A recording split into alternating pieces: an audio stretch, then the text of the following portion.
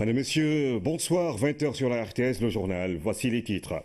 Le savoir-faire sénégalais honoré, le réalisateur sénégalais Alain Gomis, Grand Prix du jury à la Berlinade 2017 en Allemagne, a présenté son trophée au président Macky Sall. Le cinéaste salue dans la foulée le FOPICA mis en place par l'État pour soutenir le 7e art au Sénégal.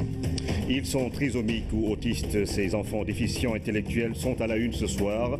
Les anomalies qui les rattrapent après la naissance créent souvent un choc terrible chez les parents. Quelles sont les causes? Comment les assiste-t-on dans les familles? Et que propose la médecine? À suivre le dossier assez pathétique du reste dans cette édition. Mardi Gras, les parents font le marché pour acheter les déguisements de leurs enfants. La fête qui annonce le carême, c'est demain. Et il faut se plier aux réalités de l'événement. Les commerçants, eux, y trouvent bien leur compte. Cannes, U20, entrée en matière difficile pour les Lionceaux. Les Coto Boys ont concédé le nul face au Soudan et ont terminé le match à 10, un but partout à la fin. Bonsoir et bienvenue à tous. Le président de la République a reçu ce lundi le réalisateur sénégalais Alain Gomis. Il est venu présenter au chef de l'État le Grand Prix du jury décerné à son film Félicité, le seul film africain qui était en compétition à la Berlinade 2017 en Allemagne. Le réalisateur a aussi salué les efforts consentis par l'État à travers le FOPICA, Fonds de promotion de l'industrie cinématographique et audiovisuelle. Voici Alain Gomis à sa sortie d'audience.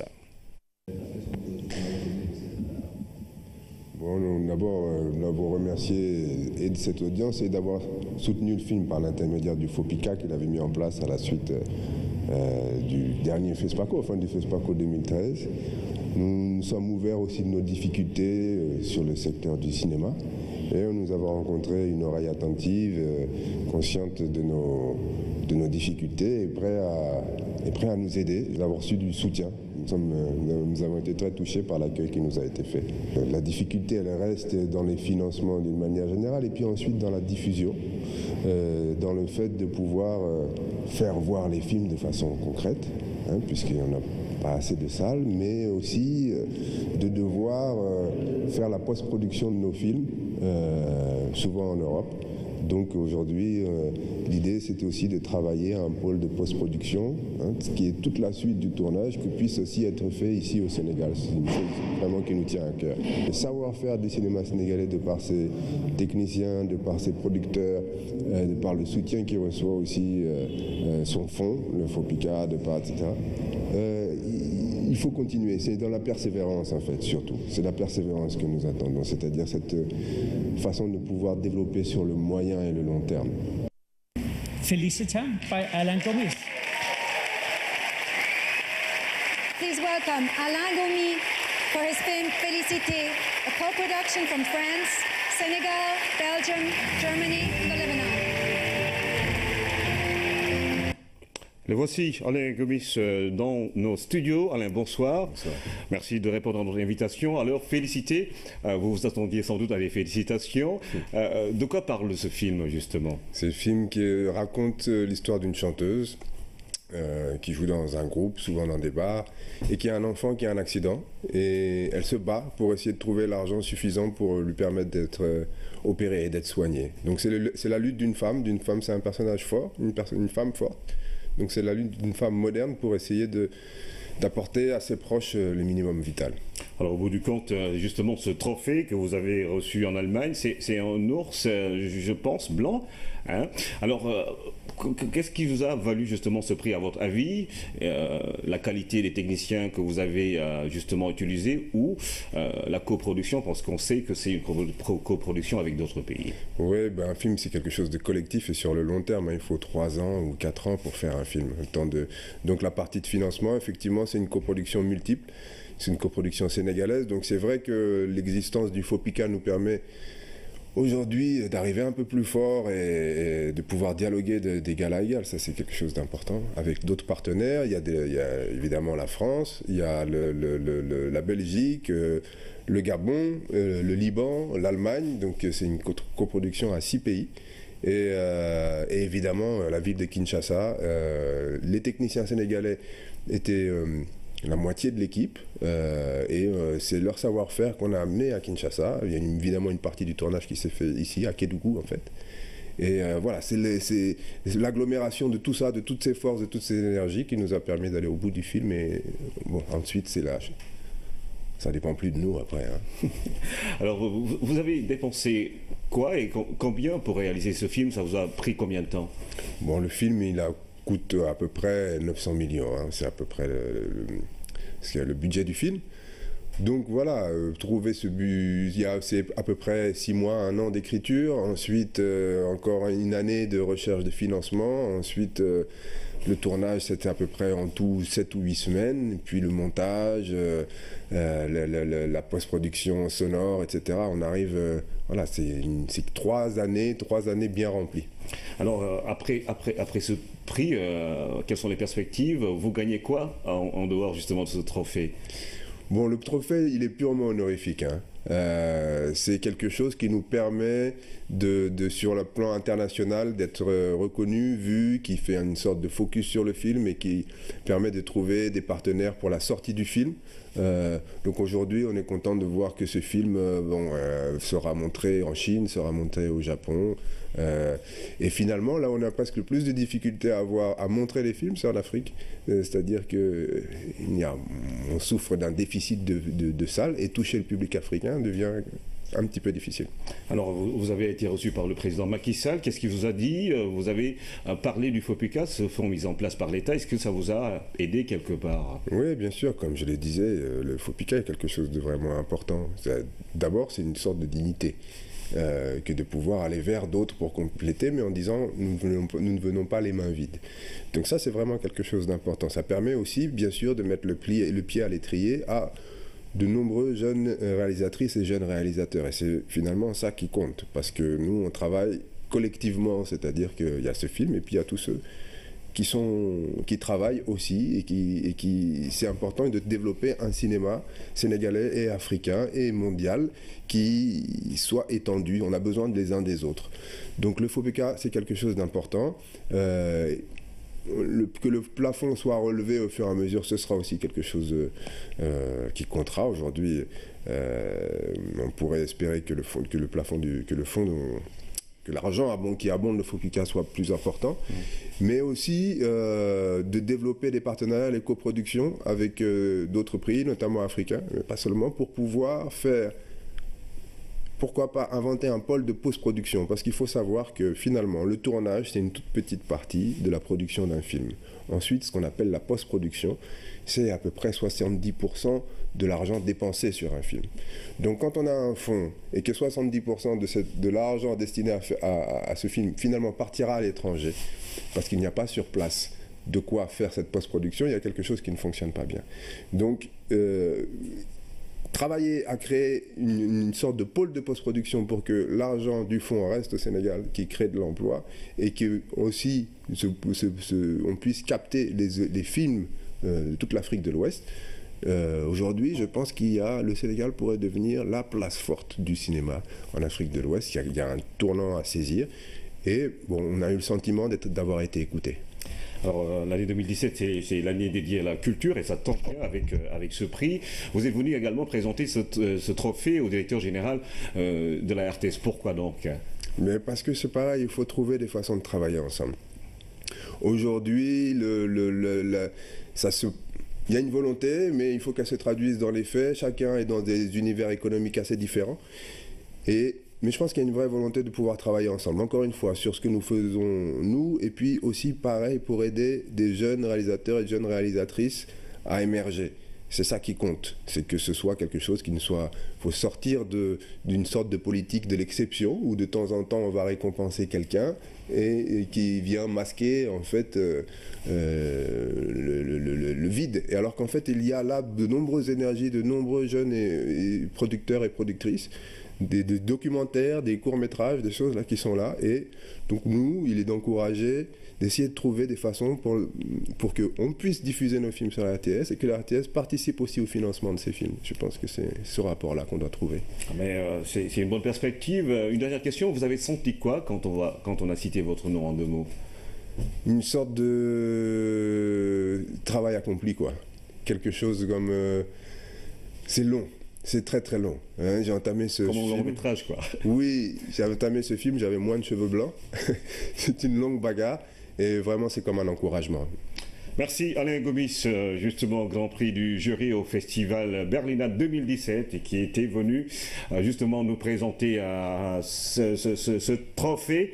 Et nous allons justement rester dans ce sillage pour parler justement de cette culture qui se développe au Sénégal, notamment dans le domaine du cinéma avec Fatou Sakho.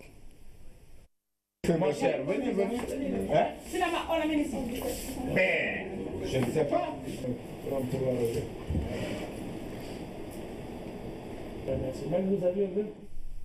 Vous l'avez vu, hein, Alain, avec le directeur général de la RTS. D'autres talents vont sans doute émerger après ce film. Votre prochain objectif, c'est quoi?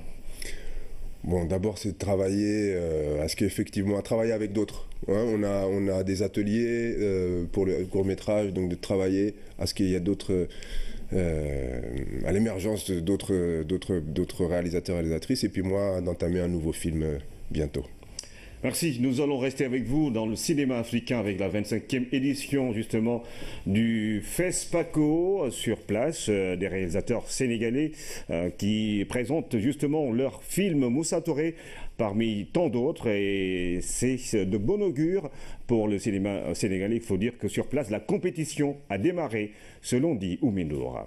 En 2013, Moussa Touré était reparti de Ouaga avec les talons de bronze pour son film choc La Pirogue, consacré à l'émigration clandestine. 4 ans après, c'est un autre drame dont les soubresauts se font encore ressentir en Afrique qu'il explore dans Bois d'Ébène. Le documentaire est présenté en compétition officielle à la 25e édition du Festival panafricain du cinéma et de la télévision de Ouagadougou. Du 15e au 19e siècle, un gigantesque trafic humain se met en place entre l'Europe, l'Afrique et l'Amérique. Dans ce docu-fiction, Moussa Touré retrace le destin de Yanka et Toriki, deux jeunes capturés dans le golfe de Guinée au XIXe siècle et vendus outre-Atlantique. Avec ce film, le réalisateur sénégalais veut briser une sorte d'omerta qui entoure encore l'esclavage sur le continent. Je ne vois pas un peuple africain qui parle beaucoup de l'esclavage. Par exemple, que ce soit un thème ou qu'on soit dans une maison et qu'on parle d'esclavage, on en parle rarement. Ce commerce prend de l'ampleur pendant un siècle et demi et résiste à plusieurs tentatives d'interdiction. L'histoire, les traces, elles restent. Vous savez pourquoi j'aime les traces? C'est parce que ceux qui m'ont appris à faire du cinéma ont laissé des traces ici. Ils m'ont appris à laisser des traces. Quelqu'un comme Johnson, comme Semben, Tidjanao, Momar Cham, Ben Jogay, William Bay, ils m'ont appris à laisser des traces. Ousmane William Bay, justement, est également à Ouaga, 4 ans après y avoir lui aussi remporté le 3e prix en documentaire pour Président Dia. La razzia des Sénégalais en 2013 avait été le moteur de l'injection d'1 milliard de francs CFA dans le fonds de promotion de l'industrie cinématographique et audiovisuelle. Son nouveau film, Kemtiou Cherhanta, est la première production à en avoir bénéficié à sortir. Revenir le présenter au FESPACO, ici au cinéma Nervaya, pour moi, ce n'est que du bonheur. Quand je suis tombé sur l'Égypte, mes camarades le savent de ma génération, j'étais gêné, ça ne m'intéressait absolument pas de tomber sur l'Égypte. Du bonheur sous-tendu par un intense travail de mémoire sur Cheikh Anta Diop, éminent scientifique et égyptologue, dont l'œuvre colossale reste pourtant méconnue dans certaines parties du monde et auprès de la jeune génération. Cheikh Anta Diop, pendant 30 ans, a été oublié. Donc chaque fois que je le présente, que les gens le connaissent et aient envie d'approfondir leur connaissance, c'est ça l'objectif le principal. Kemtiou Cherhanta, Bois d'Ébène, 2 documentaires, 2 visions différentes de l'Afrique, mais pourtant si proches, qui nous plongent dans l'histoire du continent et peut-être dans son présent à cette 25e édition du FESPACO. Après ce début de journal très culturel, nous parlons du secteur de l'électricité. Le président de la commission de régulation du secteur de l'énergie confirme la baisse du prix de l'électricité avec cette décision du chef de l'État. Sénélec va subir une réduction de ses recettes de 36 milliards 456 millions de francs CFA, correspondant à une baisse moyenne de 10%, indique-t-il. C'était au cours d'un point de presse ce matin. Amadou Ramtiam. Sourire radieux devant une facture d'électricité, la décision du président de la République de faire baisser le prix est passée par là. La mise en œuvre de la baisse des tarifs de Sénélec est attestée par la Commission de régulation du secteur de l'électricité qui a procédé à la comparaison entre la grille en vigueur et la nouvelle soumise par Sénélec. La nouvelle grille opère une baisse moyenne des tarifs de 10% en mettant l'accent sur ceux des clients à faible revenu. Au niveau des clients basse tension, petite et moyenne puissance qui sont facturés par tranche de consommation, la baisse est appliquée ainsi qu'il suit. 15% sur le tarif de la première tranche, 11% sur le tarif de la deuxième tranche, 4% sur le tarif de la troisième tranche. Le prépaiement aussi bénéficie des mêmes avantages que le système classique. Ainsi, les tarifs de la première et de la deuxième tranche sont alignés sur ceux du post-paiement, à l'exception du tarif de la troisième tranche, qui est égal à celui de la deuxième tranche. Cette disposition permet aux clients à prépaiement de bénéficier au même titre que les clients en post-paiement de l'exonération de TVA liée aux tranches de consommation.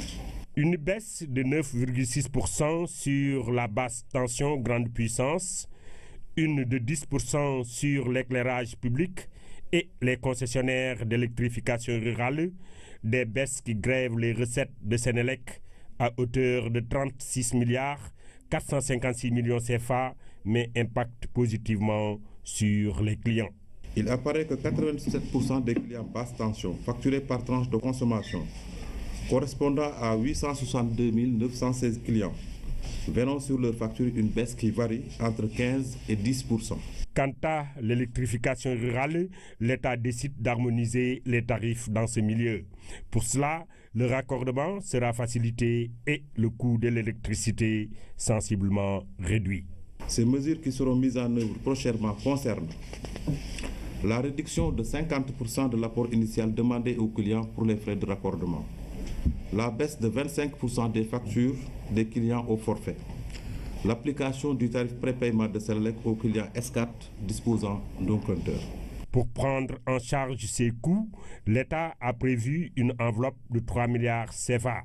Avec la baisse des tarifs préconisés et mise en œuvre, Sénélec va enregistrer un manque à gagner correspondant à 5 milliards 338 millions CFA, rien qu'au titre du premier trimestre. Le réseau des femmes pour l'émergence du département de Podor a reçu un financement de 300 millions de francs CFA. La cérémonie a été organisée ce week-end sous la direction du ministre délégué chargé de la microfinance et de l'économie solidaire. Ces fonds sont destinés à la lutte contre la pauvreté à travers la création d'activités génératrices de revenus. Dame Silla.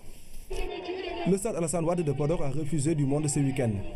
Le réseau des femmes pour l'émergence de Podor, qui regroupe les groupements de femmes des 22 communes du département, a massivement répondu présent à la cérémonie de remise de financement. Venu présider la manifestation, le ministre délégué en charge de la microfinance et de l'économie solidaire, Moustapha Diop, a remis aux femmes de Podor un financement de 300 millions de francs CFA.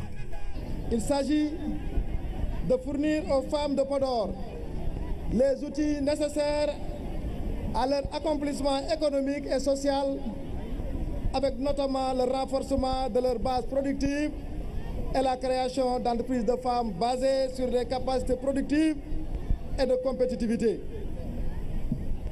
En mettant à votre disposition ces financements à travers un dispositif déjà confirmé, Son Excellence le Président Macky Sall s'inscrit dans une logique d'insertion des femmes de Podor dans le processus d'inclusive de production et de répartition équitable des richesses nationales. Les conditions d'obtention au financement sont très souples. C'est sans frais de dossier, sans frais d'ouverture de compte, sans frais de gestion et le taux d'intérêt est fixé à 5%. Une politique hautement saluée par les autorités du département. Monsieur le ministre, je voulais vous dire que nous apprécions à sa juste valeur votre grande élégance républicaine. C'est ça la République.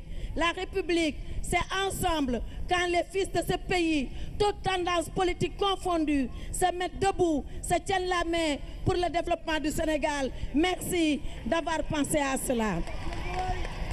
Vous voudrez, Monsieur le ministre, transmettre à Monsieur le Président de la République, à Monsieur le Premier ministre, toute la reconnaissance des femmes du département de Podor et leur assurer de notre constante disposition pour les accompagner et les soutenir dans le cadre de la mise en œuvre de la généreuse vision du chef de l'État, le plan Sénégal émergent. Le financement du réseau national des femmes pour l'émergence est une initiative du chef de l'État. Son objectif est de contribuer à accélérer la dynamique de l'entrepreneuriat féminin.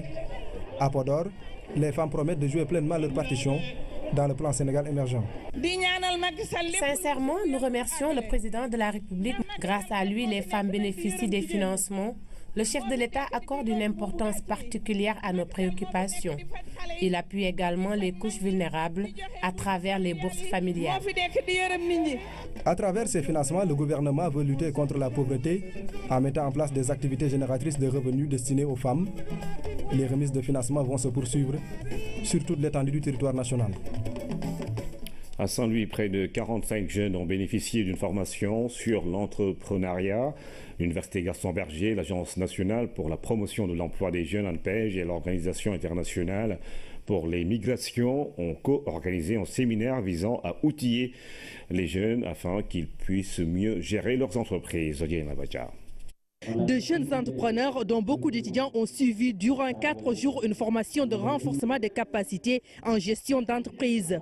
Une formation qu'ils mettront à profit pour améliorer la gestion de leurs activités. Tous les entrepreneurs ont besoin d'être renforcés sur le plan gestion de projet, sur le plan financier et sur le plan d'organisationnel technique. D'autres jeunes ont saisi cet espace pour dévoiler leur business plan en présence de l'Agence nationale pour la promotion de l'emploi des jeunes, ANPEJ, et l'Organisation internationale pour les migrations, OIM, deux structures qui encadrent et accompagnent les jeunes. Nous avons écouté les jeunes qui nous ont présenté des projets pertinents et pas n'importe quel jeune, des étudiants qui ont opté aujourd'hui l'entrepreneuriat parce que tout simplement l'emploi salarié ne peut pas absorber ce gap. Donc aujourd'hui, nous avons demandé à l'ARD, avec les responsables de l'ANPEJ ici au niveau de Saint-Louis, d'être aux côtés des jeunes. La rencontre a aussi permis d'évoquer les opportunités qu'offre la région de Saint-Louis. Mettre en valeur toutes les niches, en tout cas d'emploi, qu'on trouve dans la filière risicole, qu'on peut retrouver aussi dans les filières avicoles, de l'élevage. Sur toutes ces questions-là, les études nous ont montré qu'il y a un potentiel de connaissances disponible sur les meilleures variétés qu'il faut développer et qui sont adaptées dans la région de Saint-Louis et qu'on peut produire dans les saisons où il est difficile d'avoir ces produits-là à l'international. L'assistance s'est ensuite déplacée pour visiter un champ d'étudiants. Ces jeunes font du maraîchage sur une superficie de 4 hectares. Une initiative encourageante. Malgré tout, l'autosuffisance alimentaire reste un défi à relever. Il faut 500 000 tonnes pour combler le déficit de la filière riz, sans compter les fruits et légumes. 15 millions de francs CFA, c'est le montant alloué par le ministère de la formation professionnelle, de l'apprentissage et de l'artisanat pour la formation de 40 jeunes. C'est en vue de résorber le déficit en qualification professionnelle dans le sous-secteur de l'horticulture. La signature de contrat d'achat de formation s'est tenue ce lundi dans les locaux du ministère. Tierno Diallo. Face aux besoins exprimés en formation des populations, le ministère de la formation professionnelle, de l'apprentissage et de l'artisanat s'est engagé à outiller une quarantaine de jeunes dans le domaine de l'horticulture. C'est un montant de plus de 3 milliards de francs CFA qui a été donc réservé pour qu'à l'horizon 2019, le cluster, n'est-ce pas, puisse nous former 1500 jeunes. À travers ce financement, il est prévu, n'est-ce pas, donc la construction de centres de formation, un à Neteboulou et l'autre à Thiep. Pour l'année 2017, il est prévu la formation de 300 jeunes. Les enseignements vont porter sur 8 domaines d'activité, dont 2 pour le court terme. Ouvrier horticole, donc chef de culture en réalité, qui sache produire et exécuter toutes les tâches d'une production horticole. Le deuxième profil auquel nous formons est celui d'un maintenancier, d'un conducteur et d'un responsable de gestion d'agroéquipement dans le secteur de l'horticulture. La formation est confiée à 2 établissements scolaires à l'expertise avérée. On va assurer une formation de qualité parce que c'est dans nos cordes. Nous avons mis en place la filière maintenance de la machinerie agricole depuis 2010. Nous avons des BTS, une cohorte qui est déjà sortie, une cohorte va sortir cette année-ci. Et je vous assure que c'est une filière qui est très prisée par l'industrie. Dans cette formation, on va former des jeunes pendant 6 mois et on doit leur donner des compétences dans la production de plants, de légumes et de fruits. Cette formation professionnelle qualifiante est comprise entre 6, 8 et 9 mois en fonction du profil. Elle sera ponctuée par un certificat de spécialité. Les cours démarrent à la mi-mars. Le projet de renforcement de la gestion des terres et des écosystèmes des Niayes et de la Casamance démarre ses activités à Ziguinchor. Le projet fait partie d'un plan d'action national pour l'adaptation de notre pays au changement climatique. Le projet a appuyé, par exemple, l'ANACIM dans la mise en place du groupe de travail pluridisciplinaire sur ce phénomène. Salut Sec. Les changements climatiques sont devenus aujourd'hui une réalité, un phénomène mondial dont les impacts négatifs sont perceptibles partout dans le monde, notamment dans les pays en voie de développement. Pour apporter une réponse à cette problématique, le gouvernement déroule dans le cadre de la mise en œuvre du PANA, Programme national d'adaptation au changement climatique, un projet de renforcement des terres dans les Niayes et en Casamance. Son objectif, c'est d'essayer de créer un environnement favorable pour que les questions d'adaptation soient mises en œuvre dans la zone d'action du projet. Ce projet est financé à hauteur de 3 milliards de francs CFA par le gouvernement en collaboration avec d'autres partenaires pour une durée de 5 ans. Pour sa mise en œuvre, les responsables du programme comptent s'appuyer sur les acteurs à la base. C'est un projet de faire-faire. Ce n'est pas un projet régalien classique que nous connaissons, où l'État vient, il fait tout. Non, on vient, on trouve les techniciens, les populations. Qu'est-ce qu'elles veulent, ces populations? Qu'est-ce qui est possible? Et justement, on s'insère dans ce créneau-là pour dérouler des options techniques d'adaptation au changement climatique. Déjà dans ces interventions, le projet a fini d'accompagner l'ANACIM dans la mise en place des groupes de travail pluridisciplinaires dans les régions. C'est le cas ici à Ziguinchor où un GTP va être installé. Un GTP, c'est comment regrouper autour d'une plateforme les structures départementales pour réfléchir autour de la thématique du changement climatique, recueillir les informations pour le bénéfice des producteurs. Parce que la finalité, c'est les producteurs pour qu'il y ait l'information climatique, mais aussi les autres informations agro-silvopastorales. Et pour ça, maintenant, il fallait regrouper les acteurs autour d'une table, les expliquer ce qu'on veut faire, quel est le cahier de charges, quelles sont les activités à mettre en place, quand est-ce qu'il faut tenir ces réunions, quel est le type de bulletin qu'il faut produire de manière vraiment interprétable pour que le producteur puisse en tirer des bénéfices. Cette rencontre a réuni les services techniques, les acteurs et la presse pour sensibiliser l'ensemble des parties prenantes sur le projet et les activités prévues. À la fin de cet atelier, des engagements ont été pris par les autorités et les acteurs pour l'installation prochaine du GTP de Ziguinchor. Travaux de réhabilitation des mausolées de Mabar Diakhouba et de Koumbandofen Famak. Les chantiers avancent. Le niveau d'exécution satisfait. Le ministre de la Culture et de la Communication, Malick Ndiaye, était en visite à Fandem et à Nofane, Thierno Amadoussi. En route vers la revalorisation des sites historiques classés, première destination Nofane, ici repose Koumbandofen Famak. Le gouvernement a engagé des travaux de réhabilitation du site. Aujourd'hui, le niveau d'exécution se situe à 80%. Autre site visité, le mausolée de Maba Diakhouba à Fandam. 2 chantiers, 2 sites restaurés. Le ministère de la Culture a déboursé 80 millions de francs CFA. Je crois que pour tous ceux qui connaissaient ces 2 endroits, l'état actuel du chantier est très satisfaisant. Bon, nous avons visité les 2 mausolées. L'architecture est une architecture extrêmement moderne. Dans 45 jours, les chantiers seront finis. Pour le gouvernement du Sénégal, ce qui occupe de belles pages de l'histoire de notre pays, mérite toute l'attention de la nation. C'est un peu ce que le chef de l'État nous a demandé de faire en sorte que les lieux historiques classés puissent être préservés. Parce qu'ici, c'est vraiment toute l'histoire du Sine qui est là. La rencontre de Mama Diakhou et de Bour Sine Coumba Ndoffène est une rencontre historique. 3 régimes ou 4 ont passé, chacun, par son ministre de la Culture, est venu ici promettre des sommes pour le travail qui doit être effectué au sein de ces mausolées et rien n'a été fait. C'est grâce au président Macky Sall et à son ministre de la Culture, Mbagnick Ndiaye, que les travaux ont vu le jour. Donc, qui transmettent à Monsieur le Président de la République toute la gratitude de la famille. Ces chantiers de Fandam et de Ndofane rentrent dans le cadre d'un vaste programme national de réhabilitation des sites et lieux de mémoire. Le budget dégagé est estimé à plus de 600 millions de francs CFA. Le ministre de la Culture à Fandam et Ndofane, dans le même temps, Kër Birago a prêté ce week-end la 2e édition des Journées d'échange des écrivains du Sénégal. Cette année, les réflexions portées sur les langues nationales.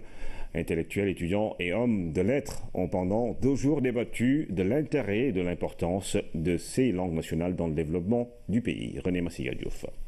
Leur importance dans la compréhension des politiques publiques par les populations, leur vitalité et leur rapport au développement, telles sont entre autres les grilles de lecture de la place centrale des langues nationales dans nos sociétés. Pour les conférenciers, certaines communautés doivent les ressorts de leur manière d'être à ces langues nationales.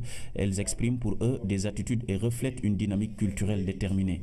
Quand on dit langue nationale, on dit nation. Toutes les nations qui nous sont extérieures, européennes ou asiatiques, c'est l'idée une nation, une langue. C'est le cas de la plupart des pays européens, ou une nation, des langues. C'est le cas de la Suisse, par exemple.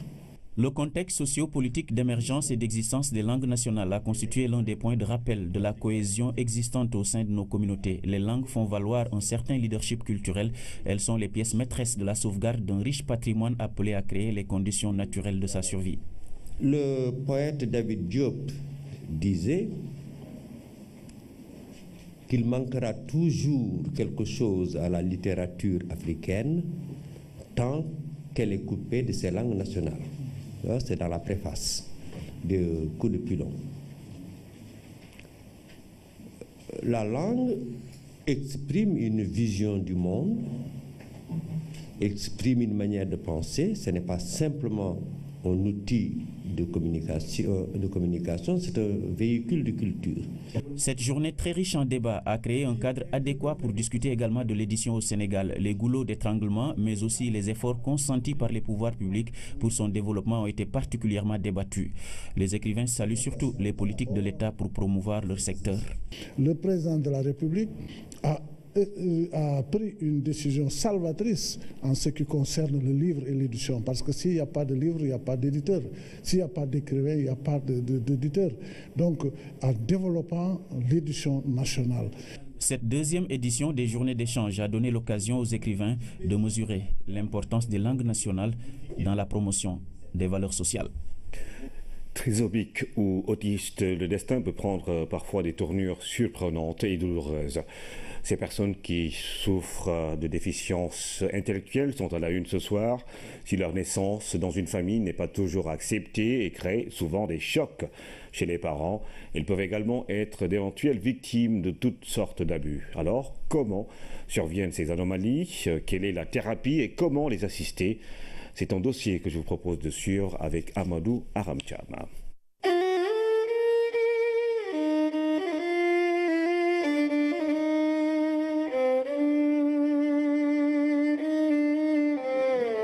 Un désir de procréation avec son lot d'appréhension et de crainte, mais aussi de rêve et d'espoir d'un enfant sain, surtout bien portant. Et à l'arrivée, un déficient psychomoteur. Devenir responsable d'un enfant porteur de handicap est une expérience singulière qui peut mettre tout parent à rude épreuve. Il avait un poids de 4 kg, presque 5 kg. Donc c'était un bébé normal, il est né normalement. Je ne sais pas, après le baptême, il a commencé à changer, à métamorphoser. Il a perdu du poids, etc. Et c'est après qu'on m'a dit qu'il souffre c'est un trisomie, oui. Parce qu'ils ne sont souvent pas préparés ni informés lors de la grossesse, les parents sont souvent anéantis par leurs propres désillusions lors de la noce. C'est quelque chose qui m'a touché profondément quand je me suis rendu compte petit à petit que ma fille que j'adorais, que j'attendais avec impatience, est arrivée comme ça. J'ai su son handicap à 18 mois. J'avoue que j'étais sidérée, choquée. Le choc devant l'évidence, une évidence qui se présente dans toute sa complexité et qu'il convient de décrypter. Le parent qui reçoit le choc, il n'est pas mentalement disponible pour s'occuper de son enfant. Il est tellement en souffrance quelquefois qu'il a besoin même qu'on l'aide, qu'on l'accompagne. Et souvent, il n'accepte pas. Difficile et long est le chemin de l'acceptation pour les parents. Difficulté que, sous la guidance d'une logique cartésienne ou irrationnelle, ils tentent de réparer les anomalies. C'est lors de mes promenades d'après-midi durant la grossesse que je suis entrée dans un tourbillon de vent.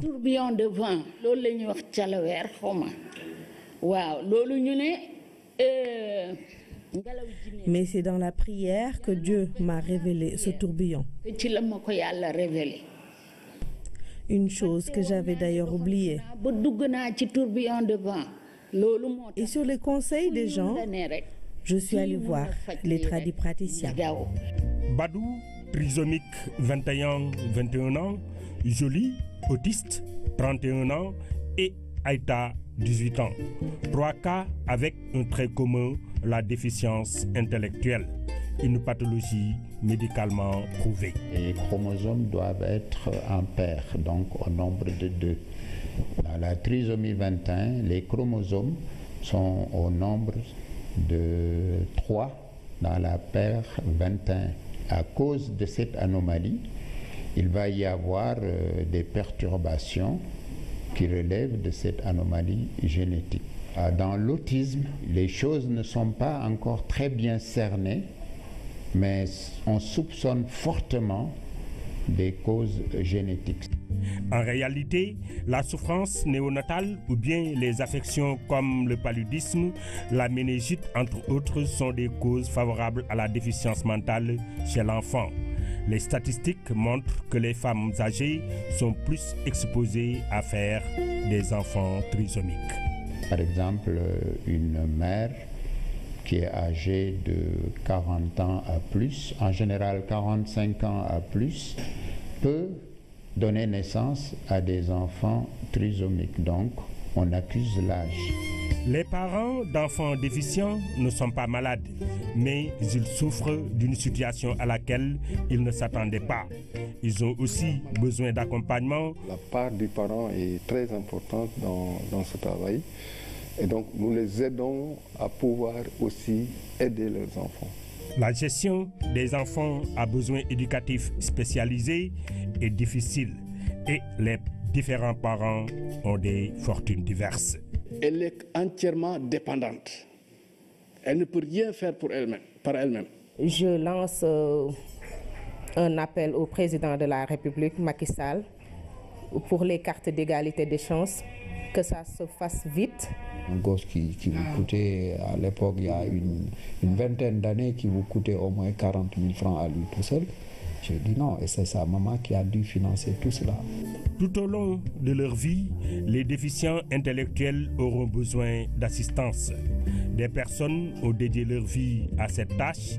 Au Sénégal, les résultats parlent d'eux-mêmes.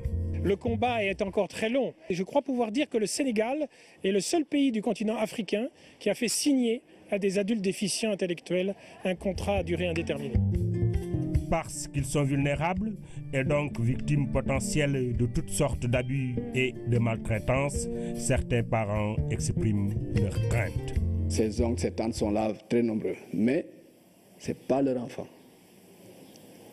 Et quand nous ne serons plus là, ce n'est pas évident qu'il y ait l'un d'entre eux ou l'une d'entre elles qui accepte de l'apprendre. Ça, c'est clair, ça. Et j'en ai fait l'expérience et je sais de quoi je parle. Un enfant reste un enfant et les déficients mentaux ont plus besoin que tout autre d'amour et d'affection, des sentiments auxquels ils sont d'ailleurs très réceptifs. Il est aimable et il se soucie de tout le monde. On l'adore. L'amour pathétique d'une sœur à son frère, l'unique fils d'une fratrie et qui fait craquer. De cette édition signée Amadou Ramtiam sur les trisomiques et les autistes. Lutte contre la mortalité maternelle. Le Sénégal s'est lancé dans l'amélioration de l'offre de services de santé et de la reproduction. C'est ainsi que des sages-femmes itinérantes vont de village en village mener des activités à Matam. Des sages-femmes seniors sont venues coacher leurs jeunes sœurs sur le site, une initiative bien acquise qui a révélé quelques lacunes qu'il est possible de corriger au Bardiawa. D'un geste leste, la jeune sage-femme se hisse sur la charrette. Pour la senior, l'exercice est des plus compliqués. Elle passe au dernier essai. Direction ensuite une localité distante de plusieurs kilomètres, Gourki Samba Diom, le Fouta profond. Vers bu nekk day ñëw ci case yi ñeenti yoon mu ñëw faj ñàkk def lépp def ay waxtaan ak jigéen yi. Matam fait partie des régions choisies pour expérimenter la stratégie des sages-femmes itinérantes, les SAFI. Ce sont des sages-femmes formées qui ont comme vocation d'être à côté des populations dites des zones éloignées. Parmi ces zones éloignées, Ranérou en plein Ferlo. Les pistes serpentent au milieu d'une végétation de borassus et d'épineux en sentinelle. Les marques de ravinement en disent long sur les difficultés d'accès pendant l'hivernage. D'une localité à l'autre, il y a du chemin. La moyenne était de 75 km, mais des pistes où on se perdait sans guide.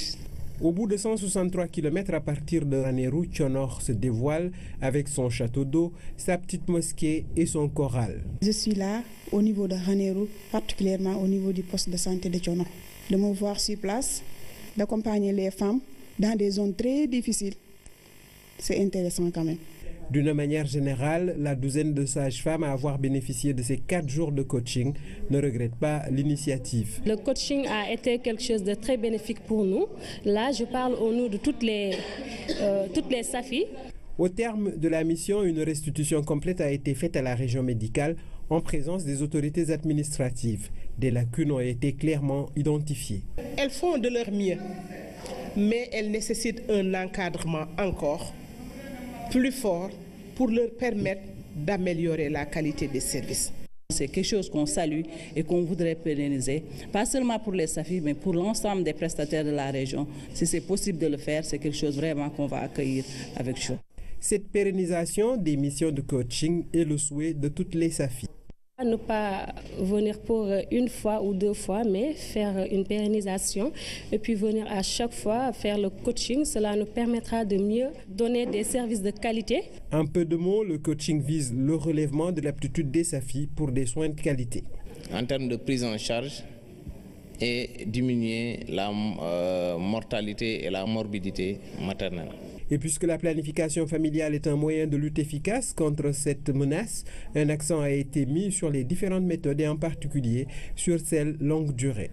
Sur cette terre du Fouta, les changements psychosociaux s'opèrent petit à petit, mais il reste à faire. Veille de Mardi Gras, le marché est inondé de déguisements pour enfants et autres accessoires. Un tour en ville a permis de mesurer l'ampleur des préparatifs. Les enfants se plient au désir, les parents plutôt se plient au désir des enfants afin de leur trouver une tenue adaptée à la fête. Fatima Tabanelba. Quel déguisement choisir pour le Mardi Gras? Plus qu'un casse-tête pour beaucoup de parents en cette période de préparatifs. Yolande, elle, a tant bien que mal réussi à trouver une tenue pour son bout de chou. C'est une tenue de militaire, voilà, pour faire un peu la différence avec une casquette. Et j'espère qu'il va aimer, parce que tout ce qui est corps habillé, il adore. La tenue avec la casquette, ça m'a coûté 15 000. Oui. C'était même pas discutable. Et puis, j'ai même pas fini tout ce qu'il faut, hein, parce qu'il y a de petites choses qu'il faut ajouter. Et donc, je crois qu'à tout casser, je serai dans 20 000 francs. Entre Zorro, Batman, Iron Man ou encore Spider-Man pour les garçons, fée, mariée ou princesse pour les petites filles, certains parents ont du mal à trouver le déguisement qui fait l'affaire. Je suis venue pour acheter des tenues Mardi Gras, une tenue de princesse. Ouais, pour qu'elle ressemble à une princesse, une tenue rose, parce qu'elle préfère les trucs roses. Je suis venue pour en chercher une. Vous en avez trouvé? Non, pas encore. Je suis en train de chercher, mais je pense que je vais en trouver. Je suis venue acheter un sari pour ma fille. C'est à 12 000 francs. Je conseille aux parents de ne pas faire d'énormes dépenses parce que c'est juste pour une journée. Vous êtes venu acheter des masques? Oui, des masques. À combien c'est pas? Là, actuellement, je suis en train de marchander avec le gars. On ne s'est pas encore mis d'accord sur un prix. Les commerçants, eux, se frottent déjà les mains. Ils font de bonnes affaires et certains ont même des ruptures de stock.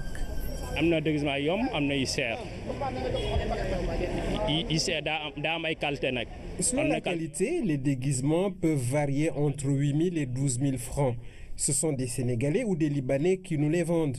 Et Dieu merci, cette année, on s'en sort très bien.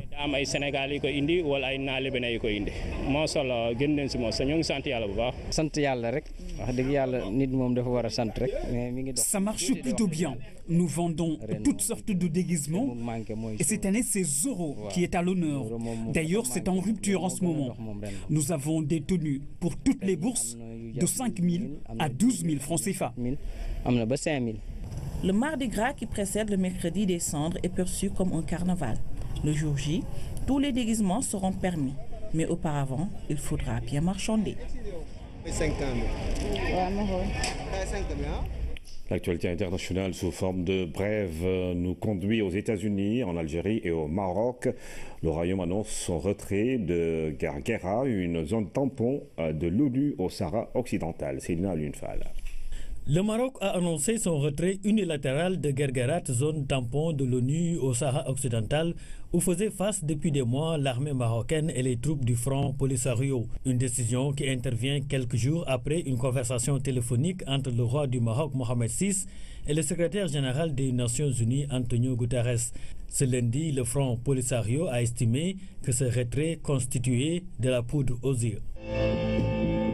En Algérie, la police a déjoué une attaque suicide devant un commissariat dans l'est du pays. Le kamikaze a été abattu, 2 policiers ont été blessés.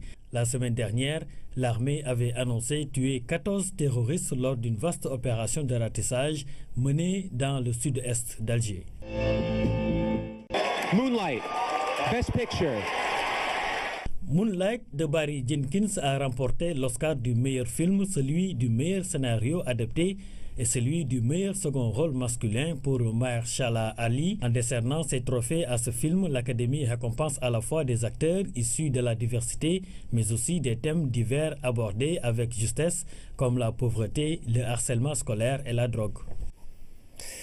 Et puis Cannes U20, le Sénégal qui a obtenu le match nul face au Soudan, en but partout. Pour cette première rencontre des Lionceaux dans le groupe B, ils ont souffert et ont terminé à 10 après un carton rouge contre le capitaine. Voici le résumé de Fatoumata Savané. Ils peuvent jubiler. Les poulains de Joseph Koto reviennent de loin. C'est dans la douleur qu'ils réussissent à arracher le point du nul face au Soudan dans ce groupe B de la CAN des moins de 20 ans. Première rencontre du Sénégal dans ce tournoi face à une équipe soudanaise réputée forte. 15e minute, le sort s'en mêle. Le capitaine Mamadou Diarra écope d'un carton rouge sur une faute qu'il concède en tant que dernier rempart. Un coup dur que les Lionceaux ont du mal à accuser. Ils tentent de se réorganiser. Mais à la 19e minute, sur une faute à l'extérieur de la surface, l'arbitre égyptien indique le point de pénalty. La sentence tombe.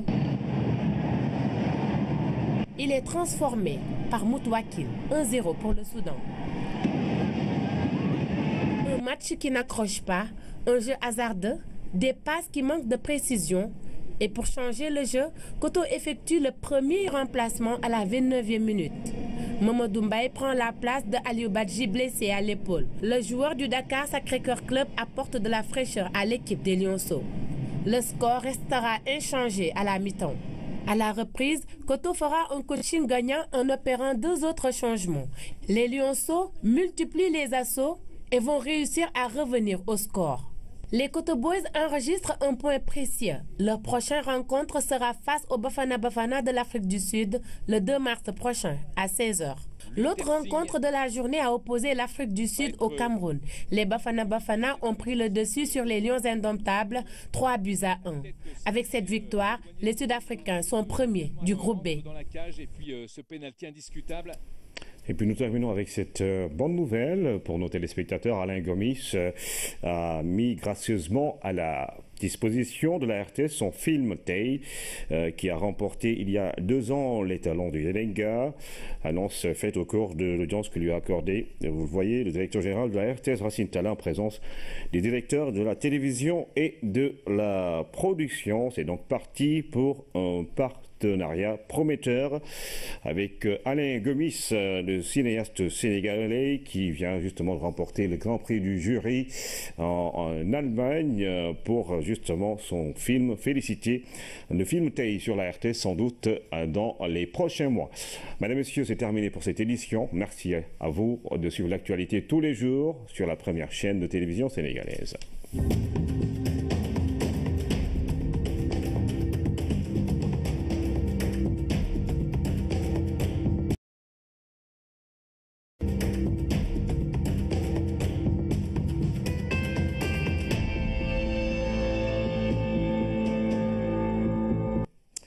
Mesdames, Messieurs, bonsoir, 20h sur la RTS, le journal. Voici les titres.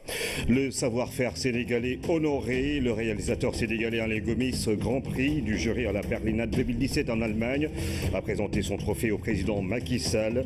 Le cinéaste salue dans la foulée le FOPICA mis en place par l'État pour soutenir le 7e art au Sénégal. Ils sont trisomiques ou autistes. Ces enfants déficients intellectuels sont à la une ce soir. Les anomalies qui les rattrapent après la naissance créent souvent un choc terrible chez les parents. Quelles sont les causes? Comment les assiste-t-on dans les familles? Et que propose la médecine? À suivre le dossier assez pathétique du reste dans cette édition. Mardi Gras, les parents font le marché pour acheter les déguisements de leurs enfants. La fête qui annonce le carême, c'est demain. Et il faut se plier aux réalités de l'événement. Les commerçants, eux, y trouvent bien leur compte. Cannes U20, entrée en matière difficile pour les Lionceaux. Les Koto Boys ont concédé le nul face au Soudan et ont terminé le match à 10, un but partout à la fin. Bonsoir et bienvenue à tous. Le président de la République a reçu ce lundi le réalisateur sénégalais Alain Gomis. Il est venu présenter au chef de l'État le Grand Prix du jury décerné à son film Félicité, le seul film africain qui était en compétition à la Berlinade 2017 en Allemagne. Le réalisateur a aussi salué les efforts consentis par l'État à travers le FOPICA, Fonds de promotion de l'industrie cinématographique et audiovisuelle. Voici Alain Gomis à sa sortie d'audience.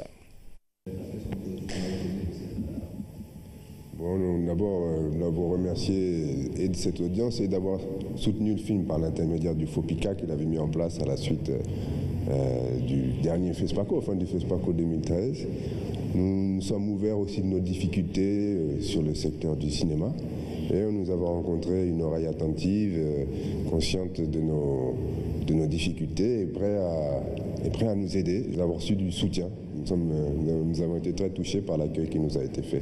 La difficulté, elle reste dans les financements d'une manière générale et puis ensuite dans la diffusion, dans le fait de pouvoir faire voir les films de façon concrète, puisqu'il n'y en a pas assez de salles, mais aussi de devoir faire la post-production de nos films, souvent en Europe. Donc aujourd'hui, l'idée c'était aussi de travailler à un pôle de post-production, ce qui est toute la suite du tournage, qui puisse aussi être fait ici au Sénégal. C'est une chose vraiment qui nous tient à cœur. Le savoir-faire du cinéma sénégalais, de par ses techniciens, de par ses producteurs, de par le soutien qu'il reçoit aussi, son fonds, le FOPICA, de par, etc. Il faut continuer, c'est dans la persévérance en fait, surtout. C'est la persévérance que nous attendons, c'est-à-dire cette façon de pouvoir développer sur le moyen et le long terme. Félicité by Alain Gomis.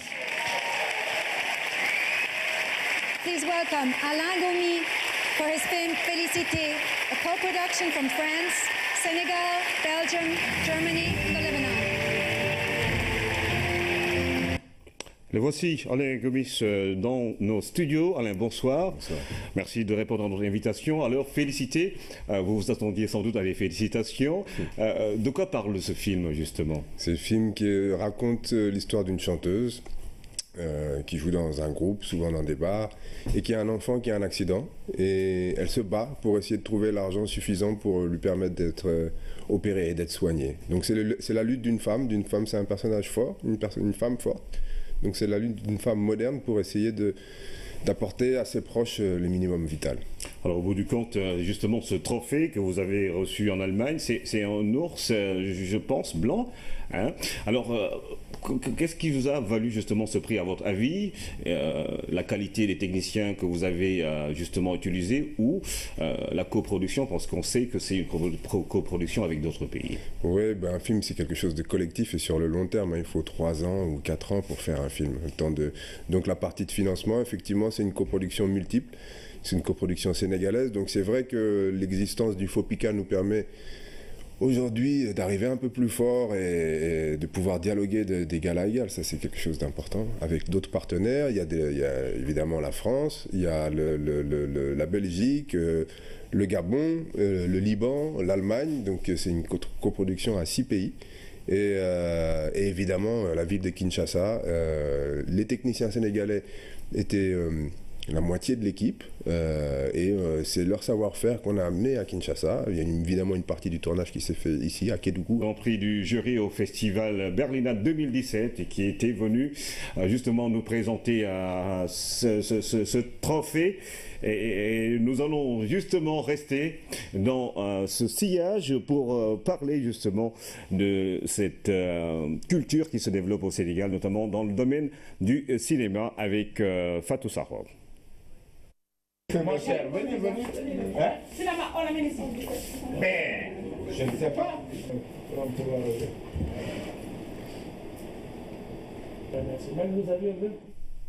Vous l'avez vu, hein, Alain, avec le directeur général de la RTS.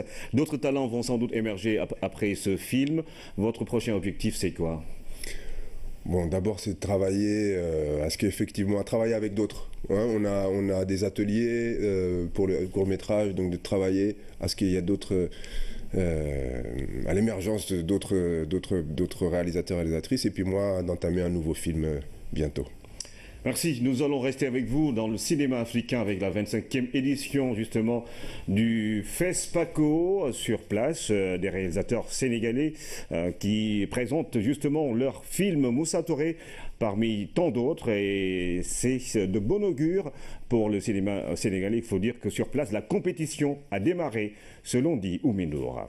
En 2013, Moussa Touré était reparti de Ouaga avec les talons de bronze pour son film choc La Pirogue, consacré à l'émigration clandestine.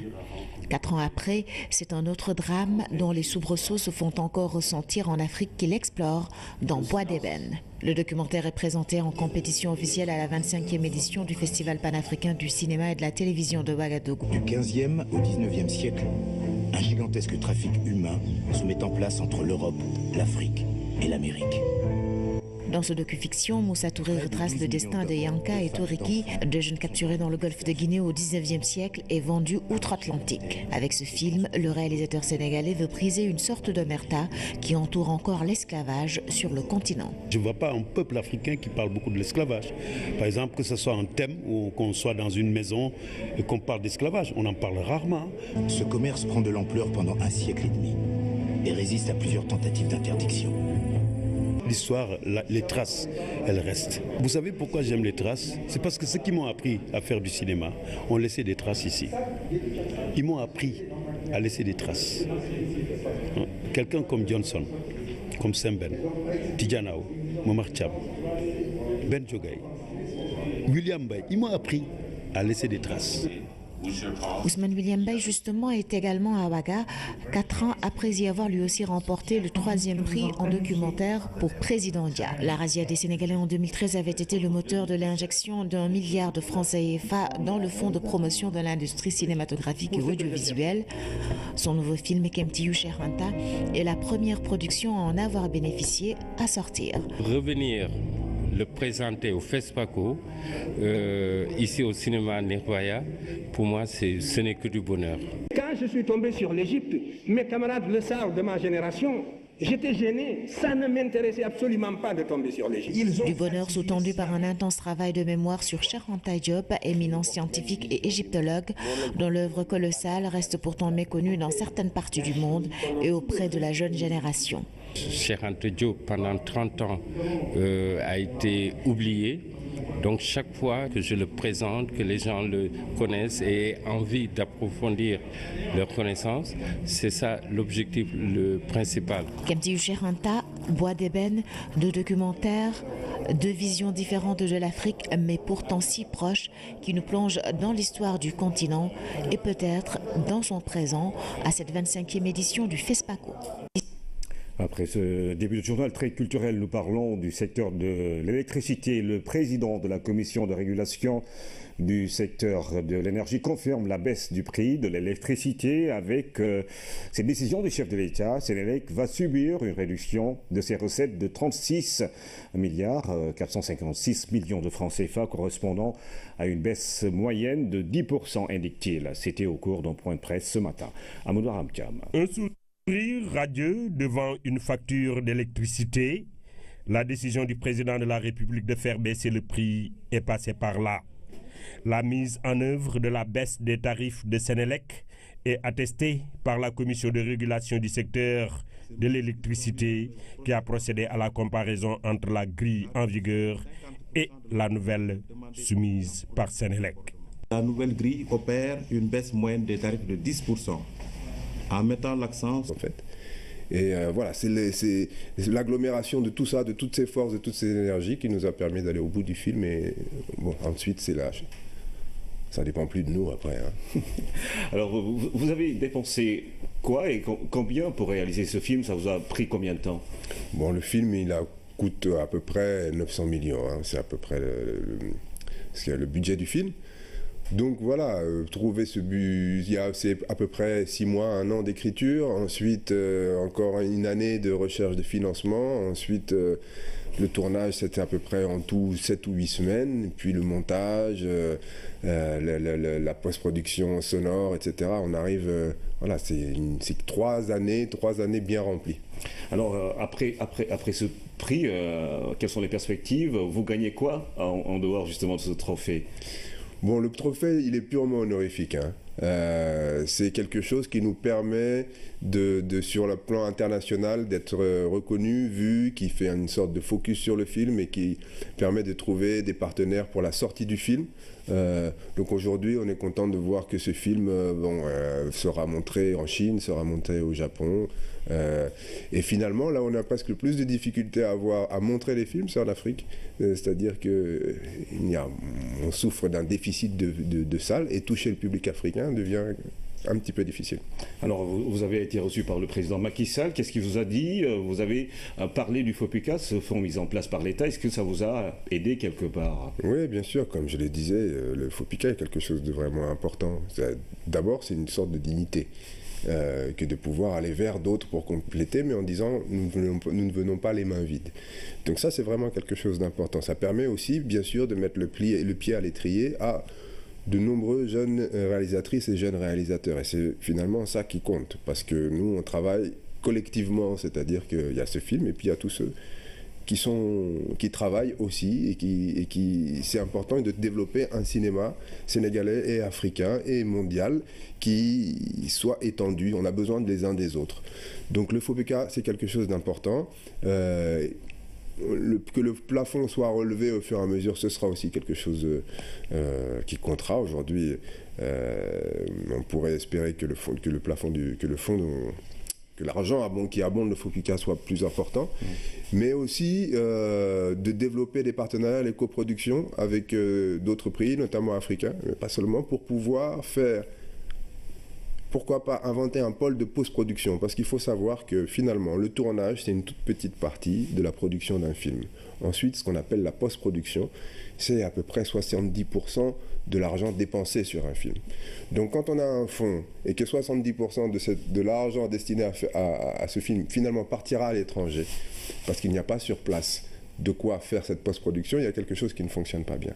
Donc travailler à créer une sorte de pôle de post-production pour que l'argent du fonds reste au Sénégal, qui crée de l'emploi, et que aussi on puisse capter les films de toute l'Afrique de l'Ouest.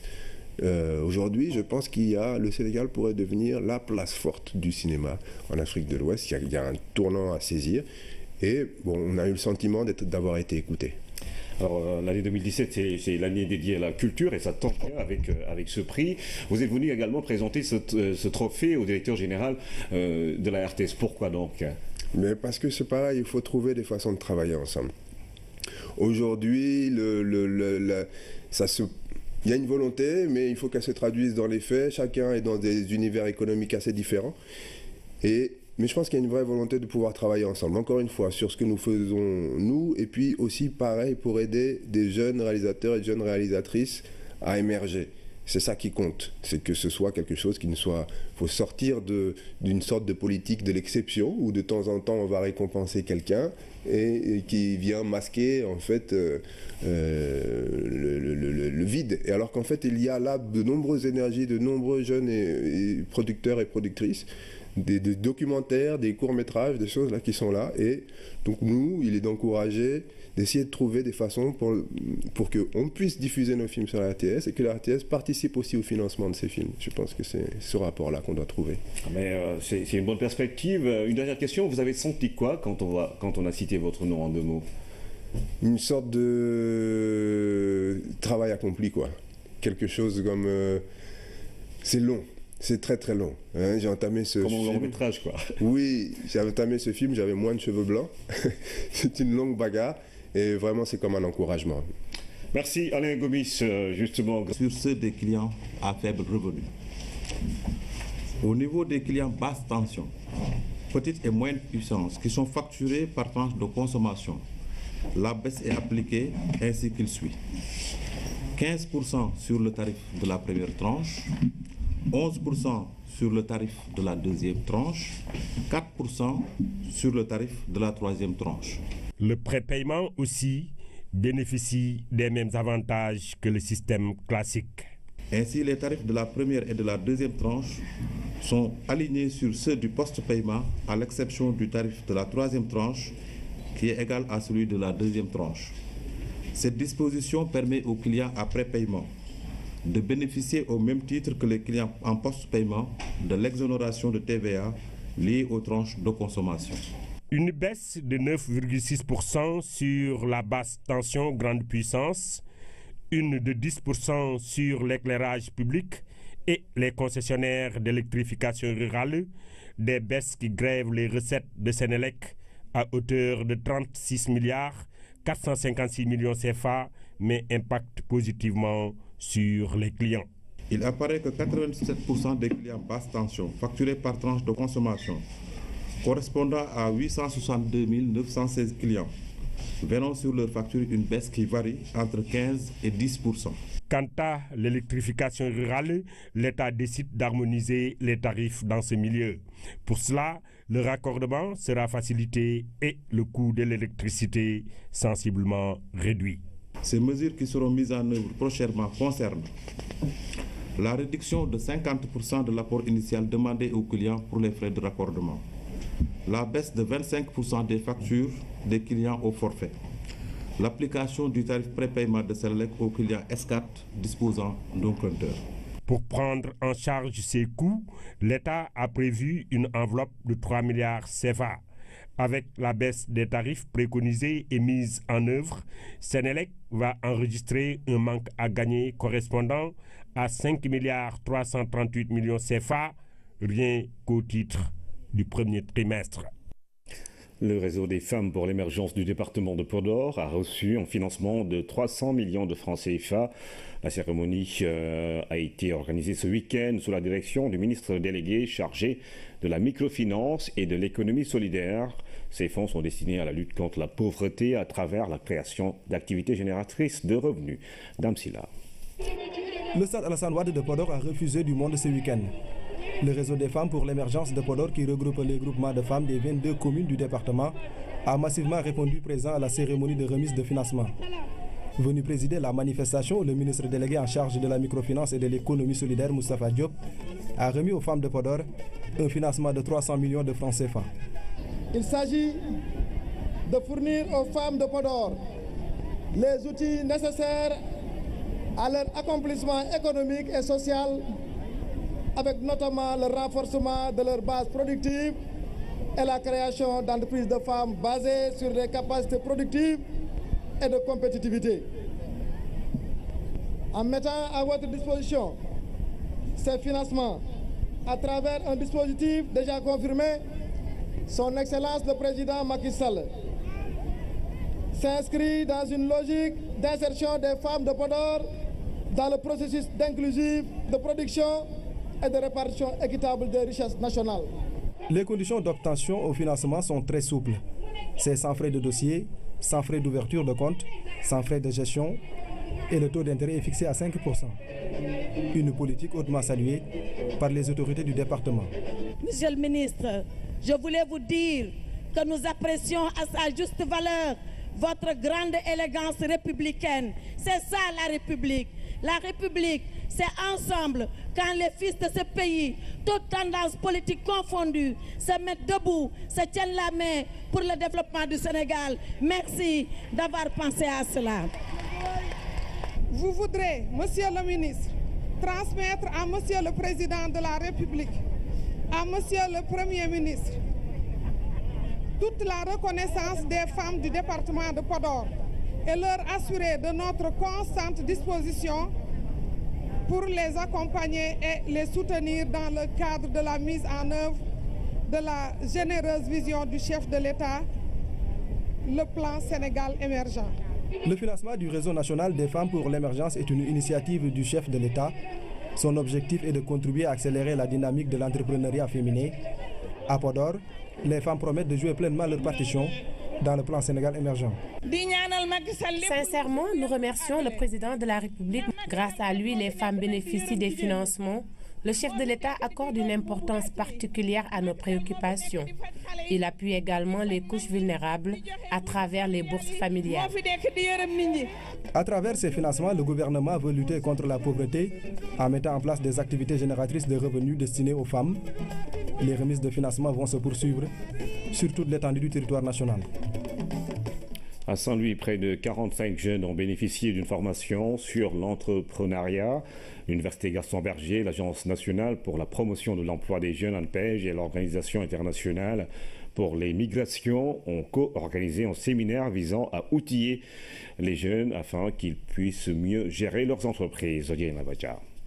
De jeunes entrepreneurs dont beaucoup d'étudiants ont suivi durant 4 jours une formation de renforcement des capacités en gestion d'entreprise.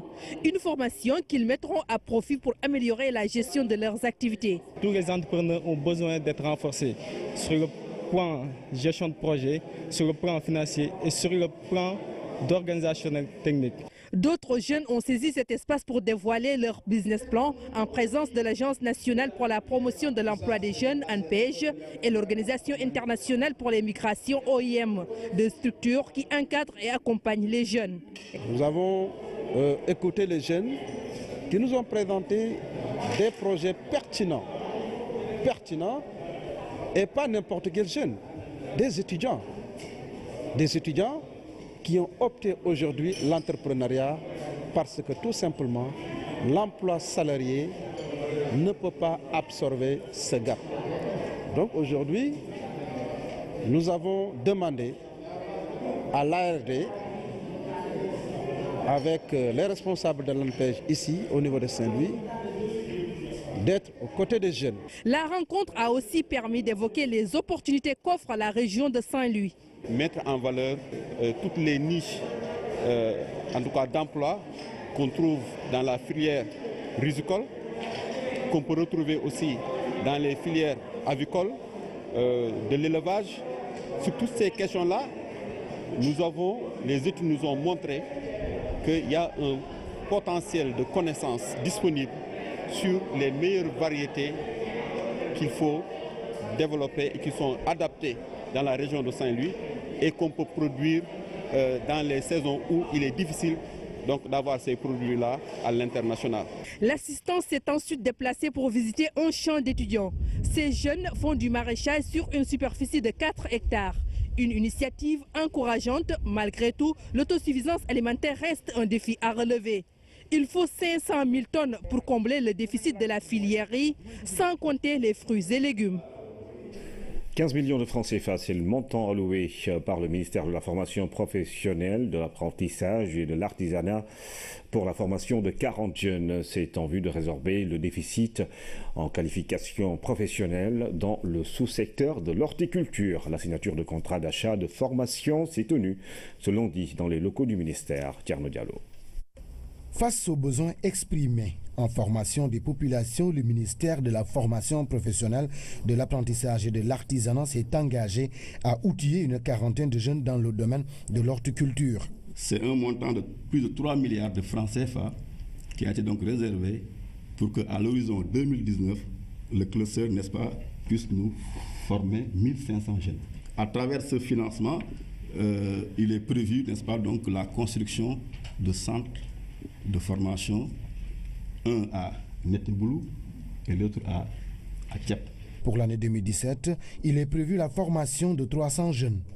Les enseignements vont porter sur 8 domaines d'activité, dont 2 pour le court terme. Ouvrier horticole, donc chef de culture en réalité, qui sache produire et exécuter toutes les tâches d'une production horticole.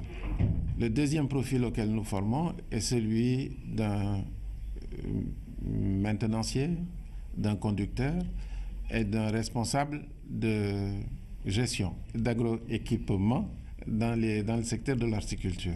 La formation est confiée à 2 établissements scolaires à l'expertise avérée. On va assurer une formation de qualité parce que c'est dans nos cordes.